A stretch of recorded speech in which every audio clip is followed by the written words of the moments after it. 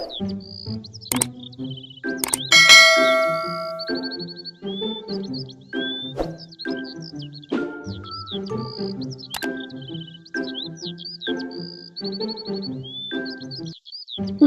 नामक गांव में संगीता नाम की एक बेहद ही सुशील और सुंदर लड़की रहती थी।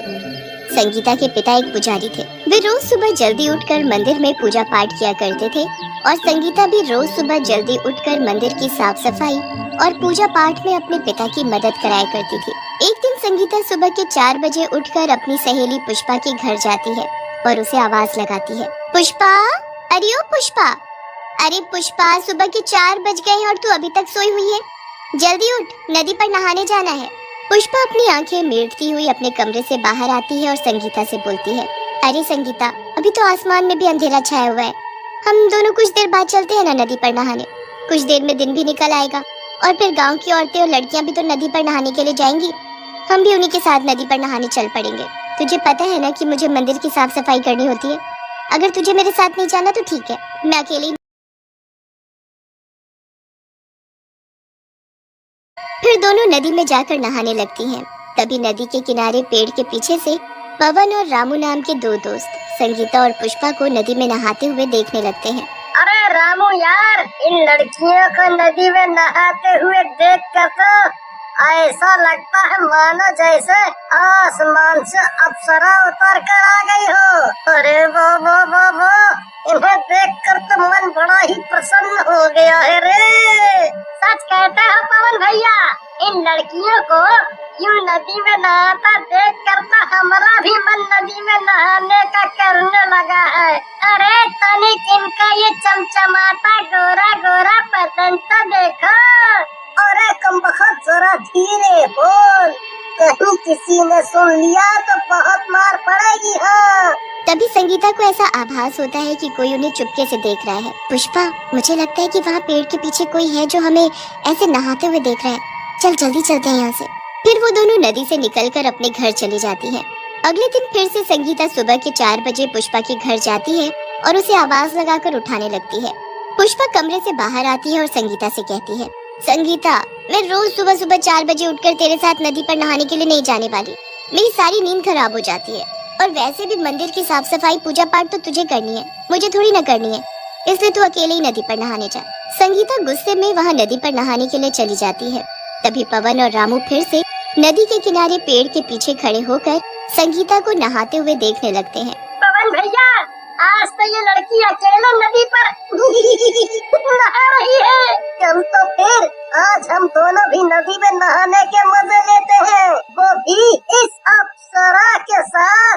फिर दोनों हंसते हुए नदी में नहाने के लिए चले जाते हैं और संगीता को अकेला पाकर उसे छेड़ने लगते हैं। अरे तुम दोनों नदी में, तुम्हें पता नहीं है क्या कि सुबह सुबह नदी पर सिर्फ गांव की लड़कियां और औरतें स्नान करती हैं? तुम दोनों यहाँ से निकलो, नहीं तो तुम्हारे लिए अच्छा नहीं होगा। पवन और रामू पर संगीता की किसी बात का कोई असर नहीं होता है।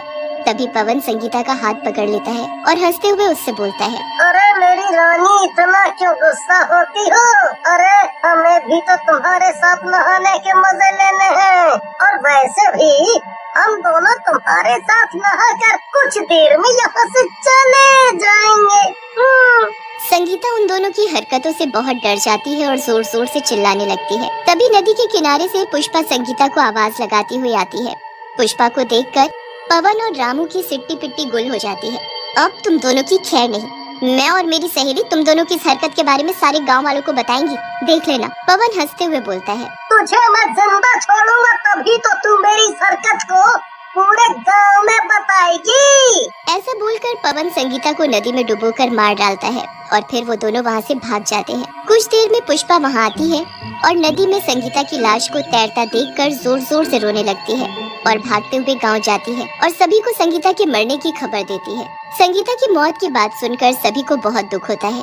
संगीता की मौत के अगले ही दिन कुछ औरतें नदी में नहाते हुए बात कर रही होती हैं। कुछ भी कहो, संगीता थी बड़ी ही अच्छी और सुशील, पर बेचारी की नदी में डूबने से मौत हो गई। अरे तो उसे इतनी सुबह नदी के उस किनारे जाकर नहाने की जरूरत क्या थी? अरे जब पता है नदी के दूसरे किनारे पानी का ज्यादा बहाव होता है। अब नदी में डूबने से हो गई ना उसकी मौत। संगीता चुड़ैल के रूप में नदी में दूर खड़ी उन सारी औरतों की बातें सुनकर बोलती है, हे भगवान, इन सभी औरतों को लगता है कि मेरी मौत नदी में डूबने की वजह से हुई है, जबकि ऐसा है नहीं। उसी दिन दोपहर के समय नदी के पास से गगन नाम का एक आदमी गुजर रहा होता है कि तभी उसकी नजर नदी में नहा रही एक सुंदर लड़की पर पड़ती। अरे ये दोपहर के समय इतनी सुंदर लड़की नदी में काहे नहा रही है, और वो भी अकेले अकेले। तभी नदी में नहा रही लड़की उस आदमी को इशारा करके अपने पास बुलाती है। अरे बाबू, दूर से काहे ऐसे हमें घूरे जा रहे हो? अगर हमरे साथ नहाना है तो आ जाओ नदी में।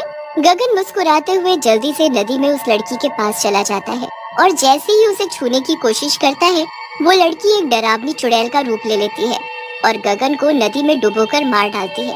फिर संगीता चुड़ैल इसी तरह से नदी के किनारे से गुजरने वाले लोगों को अपनी ओर आकर्षित करती है और जब वे नदी में उसके साथ नहाने आते तो उन्हें नदी में डुबोकर मार डालती। आए दिन नदी में लोगों के मरने की खबर से पूरा गांव सदमे में आ गया था। तभी गांव के कुछ लोग आपस में बातें करते हैं। अरे भाइयों, नदी में एक के बाद एक मौत हो रही है। न जाने ऐसा क्या है उस नदी में जो एक एक करके हमारे गांव के आदमी नदी में डूबकर मरे जा रहे हैं।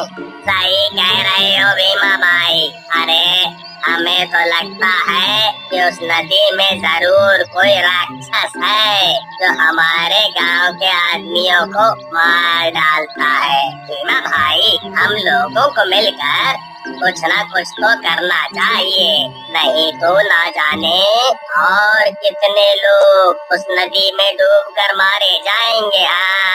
अगले दिन भीमा अपने भाई रमेश के साथ नदी के रास्ते जा रहा होता है कि तभी भीमा को नदी से किसी लड़की के गुनगुनाने की आवाज आती है। अरे रमेश, ये लड़की कौन है जो इस तरह से गुनगुनाते हुए नदी में नहा रही है? ये लड़की हमारे गांव की तो नहीं लगती। अरे बाबूजी, मुझे दूर से देखोगे या मेरे करीब भी आओगे? अरे आप भी जाओ, मुझे अकेले नदी में नहाने में मजा नहीं आ रहा है। तुम साथ होंगे तो दोनों को नहाने में बड़ा मजा आएगा। हाँ। सुंदर लड़की की बात सुनकर भीमा से रहा नहीं जाता और रमेश के मना करने पर भी भीमा नदी में उस सुंदर लड़की के साथ नहाने चला जाता है। कुछ ही देर में वो सुंदर लड़की चुड़ैल के रूप में आ जाती है और भीमा का गला दबाकर उसे नदी में डुबोने लगती है। रमेश जल्दी से गांव जाता है और गांव के लोगों और मुखिया जी को ये सारी बात बताता है। मुखिया जी, जल्दी से कुछ कीजिए, नहीं तो वो चुड़ैल मेरे भाई भीमा को भी मार डालेगी। फिर गांव के लोग और मुखिया जी पुजारी जी को लेकर नदी के पास जाते हैं। ए दुष्ट चुड़ैल, छोड़ दे इस बेचारे आदमी को। आखिर क्या बिगाड़ा है इसने तेरा जो तू उसे इस तरह से नदी में डुबोकर मार डालना चाहती है? मैं गांव के किसी आदमी को नहीं छोड़ूंगी, मार डालूंगी मैं सभी को। जैसे मुझे नदी में डुबोकर मार डाला वैसे ही मैं भी गांव के आदमियों को नदी में डुबोकर मार डालूंगी। पुजारी जी, मुखिया जी, अरे रमेश, कोई तो कुछ करो, मुझे इस चुड़ैल के हाथों से बचाओ। ये क्या बोल रही है तू? आखिर तू है कौन जिसे नदी में डुबोकर मार डाला?